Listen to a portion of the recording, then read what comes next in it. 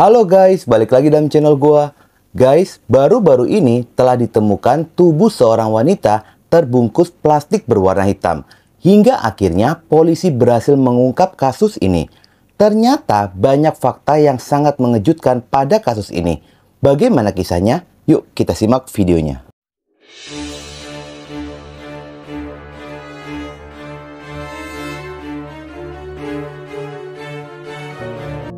Lokasi penemuan berawal pada jalan tol Becakayu, yakni jalan tol yang menghubungkan Bekasi, Cawang, Kampung Melayu. Lokasinya tepat berada di bawah kolong tol. Di sanalah berdiri sebuah warung kopi, Jalan Raya Kalimalang, Jati Bening, Pondok Gede.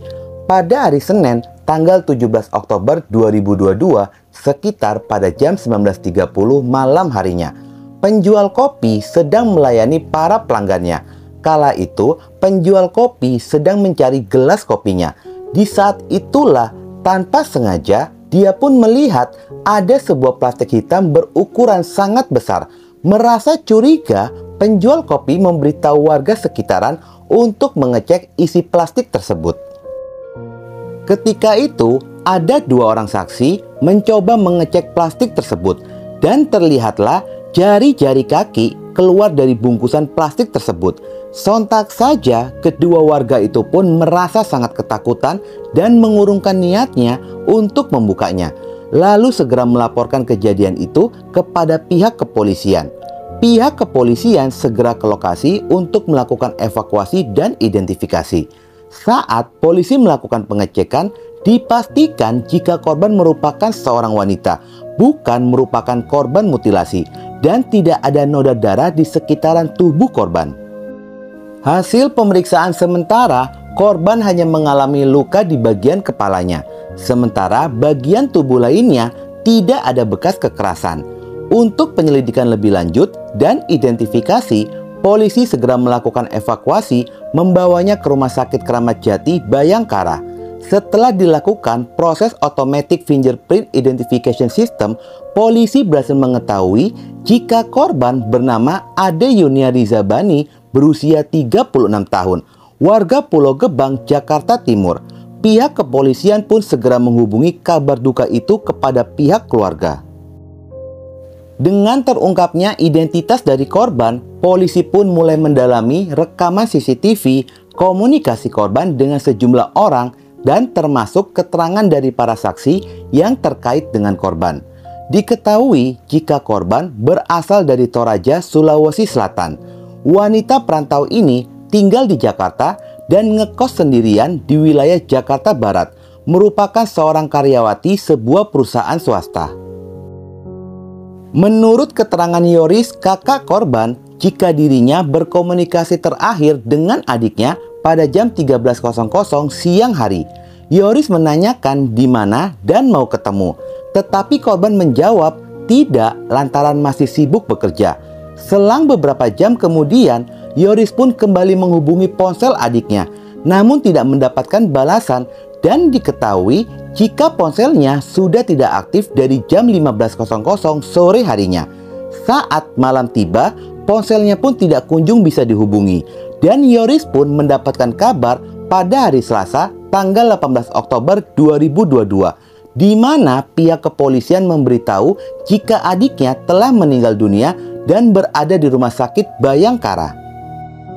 Ketika polisi melakukan penyelidikan, polisi pun sudah berhasil mengkerucutkan kepada pelaku kejahatan.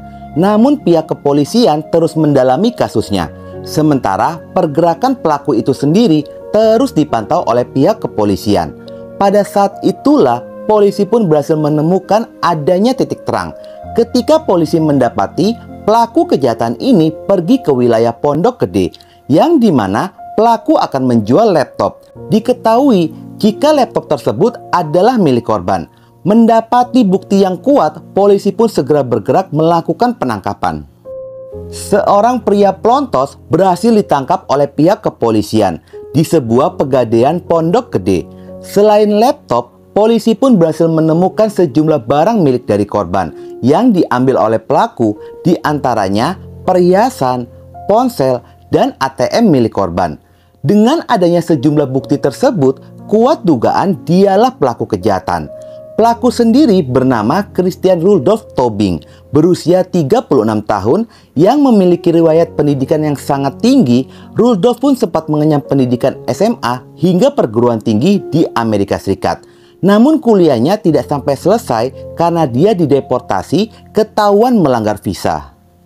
Usai kembali ke Indonesia, Rudolph Tobing melanjutkan pendidikan teologi di Jakarta.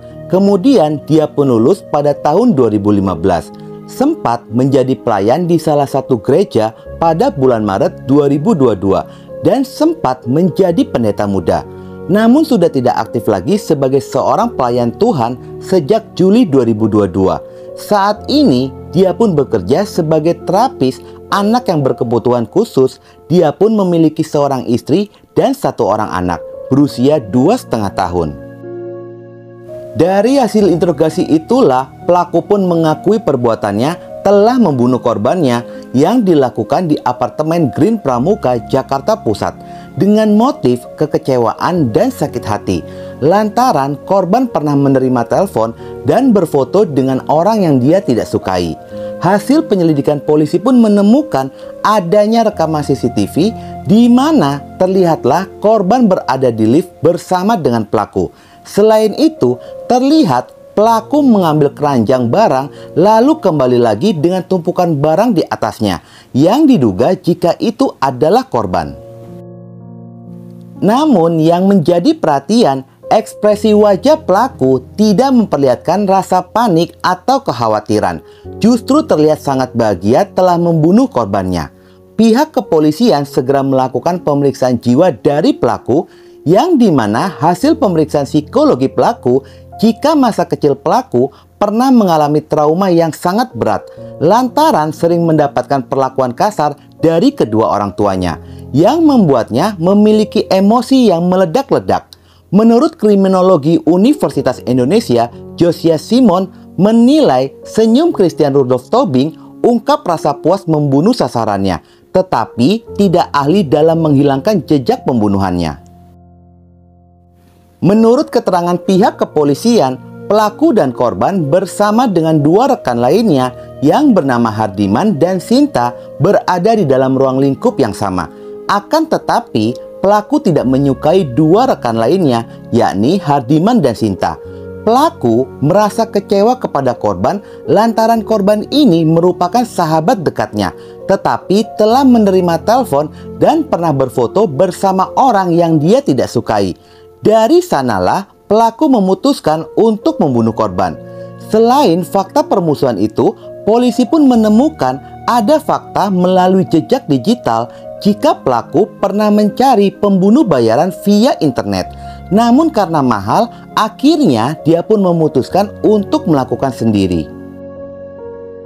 Selain itu, pelaku pun sempat googling bagaimana cara membunuh orang tanpa bersuara. Dan dia pun mempelajarinya selama 3 hari. Target yang akan dihabisi adalah 3 orang, berawal dari korban AD. Pelaku mengundang ke apartemen guna melakukan podcast dan apartemen itu pun sengaja disewa demi bisa melancarkan aksinya. Setibanya di kamar apartemen, pelaku mengutarakan konsep podcast seolah-olah korban penculikan dengan mengikat kaki dan tangan korban.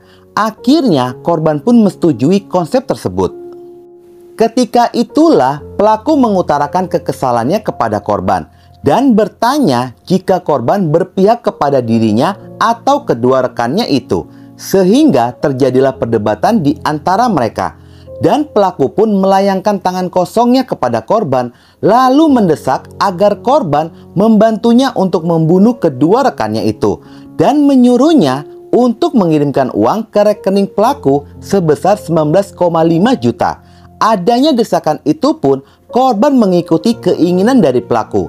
Tetapi pelaku meminta korban agar menghubungi keluarganya dan meminta uang 10 juta rupiah lalu dikirimkan kepada pelaku. Setelah pelaku menerima uang tersebut, pelaku pun menggenggam korban hingga tidak bernyawa. Terlihat pelaku membawa tubuh korban melalui lift dengan tumpukan barang-barang di atasnya, menghindari kecurigaan dari pengguna lift. Dan terlihat ekspresi bahagia dari pelaku. Kasus ini pun dikategorikan pelaku sebagai pembunuh berdarah dingin, membunuh korban tanpa ada perasaan bersalah, justru terlihat sangat bahagia. Kasus ini pun masih berjalan di ranah pihak kepolisian dan bakal ada fakta-fakta yang baru dari kasus ini. Melihat kronologi kasusnya, jika ini adalah pembunuhan murni berencana dan pelaku pun terancam dengan vonis mati atau seumur hidup.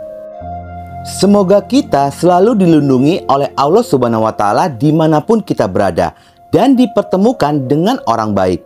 Banyak kejadian pembunuhan bersumber dari orang-orang terdekat kita.